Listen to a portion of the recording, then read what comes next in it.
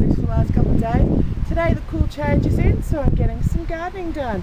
So I've just done my front nature strip and I'll be going over to do my backyard now. Yeah, so that's some of the things I'm doing on day 4. Now to decimate the backyard and get rid of all those daisies, and then I can hang out some washing. Okay. Oh, that's hard work. Okay, half done, and the sun is coming out with a vengeance, so I'm going to have a break and have a coffee, wait till the cloud cover comes again, and then I've got all that to whipper-snipper because the veggie patch didn't happen, but it will this year. I've already got the stuff to make it, oh, can you see that? The stuff to make it so that the weeds don't grow. Anyway, I'm off to have a drink. Take one tray and line with butter. Then line tray with a sheet of puff pastry. I'm using Borg's. Then line it with pear slices. I'm using ones with juice in this case. Once all your pears are in there, it's time to now wrap up your pears. Now don't throw out or drink what's left of the juice in the container.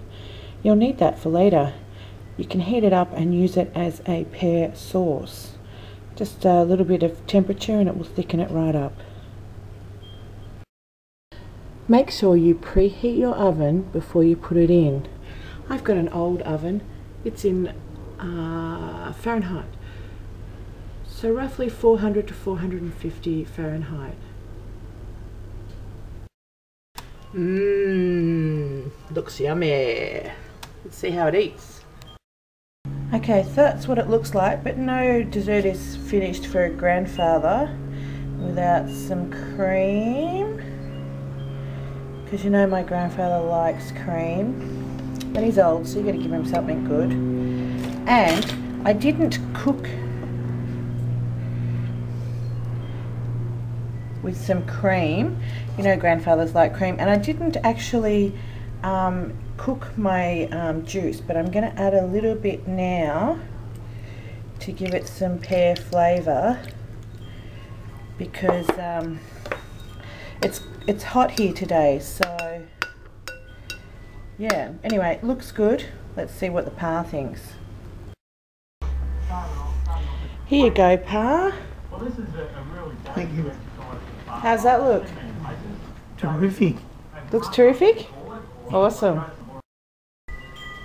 Okay, so I know what you're thinking. You thought, oh my god, day 4 is all about chores. No.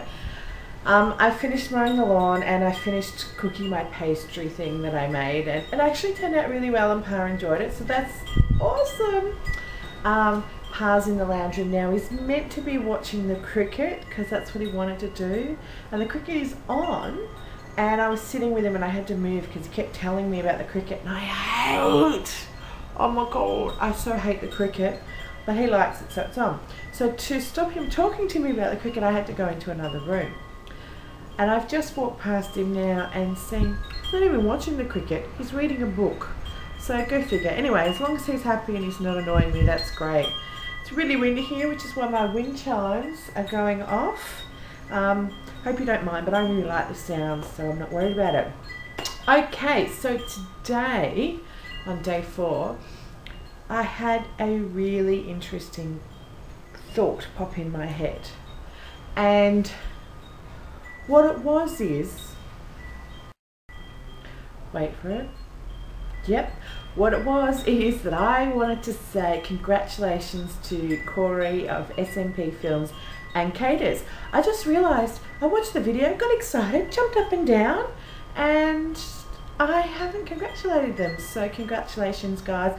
I actually commented to my boyfriend ages and ages ago when you first went through a difficult time. I went, why aren't they together? They look good together, they hang out together, they look like the best of friends, and now you are. So I'm really pleased, because I firmly believe that the success of a relationship or a really great marriage is always about friendship, because that's all that lasts. My grandparents are 86 and a half now. The only thing they've really got left is their friendship and their love for each other. And their love for each other comes out of their friendship. Obviously, if they weren't friends and they hated each other, then yeah, they wouldn't like each other. So, what do you think is one of the key aspects of a marriage or a relationship? For me, it's friendship, but on top of that is, I guess, fidelity and trust. If your partner's cheating or is spending all the money or doing drugs or just doing something that's contrary to the relationship and is dishonest about it, to me that's a deal breaker. If my boyfriend cheats, if my boyfriend hides that he's been drinking or that sort of thing, I'm out of there.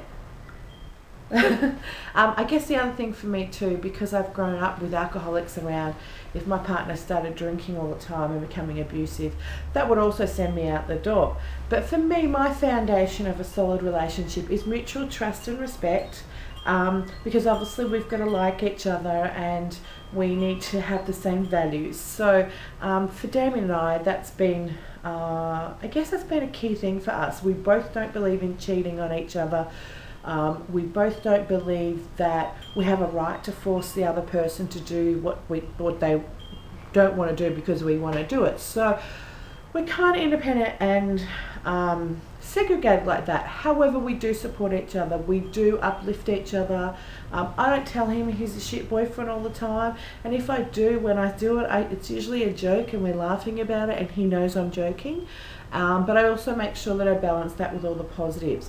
I think the biggest killer to a relationship, besides drugs, alcohol, gambling, and cheating, is negativity. And it's really, negativity is right in my severe of things at the moment, because let's face it, how many things happen in our life that are negative, that destroy things? Like negativity just destroys everything.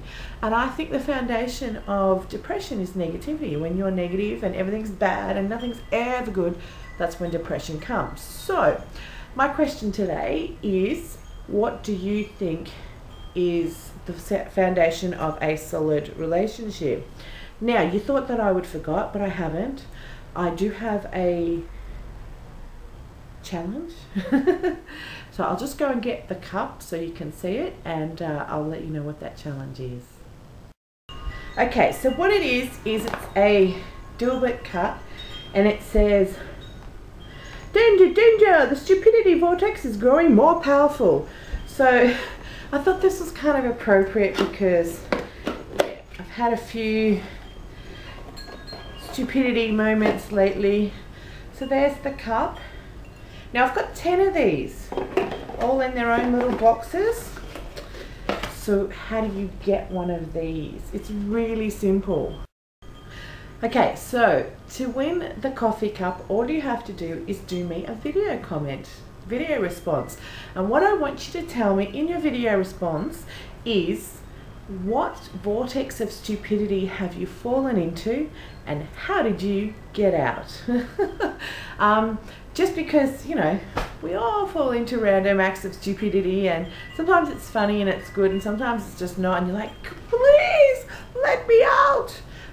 So my question to you for this competition, so what will happen is I'll watch everyone's videos and I may pick it myself, or I may just put it up to I should put it to a vote. Okay, so what will happen is you put up your videos answering the question, and then we'll see what happens. And I've got 10, so I've got 10 to give away. So yeah, be creative or interesting, as unique as you like. And that is it for day 4 for me. So far I'm doing alright on this challenge. I'm actually kind of enjoying it, and I'm actually got some controversial things that I'm going to discuss in the next couple of weeks. So hopefully I don't offend too many people, but if I do, I'm sorry. I just got to put it out there. So we'll see you tomorrow. Ciao.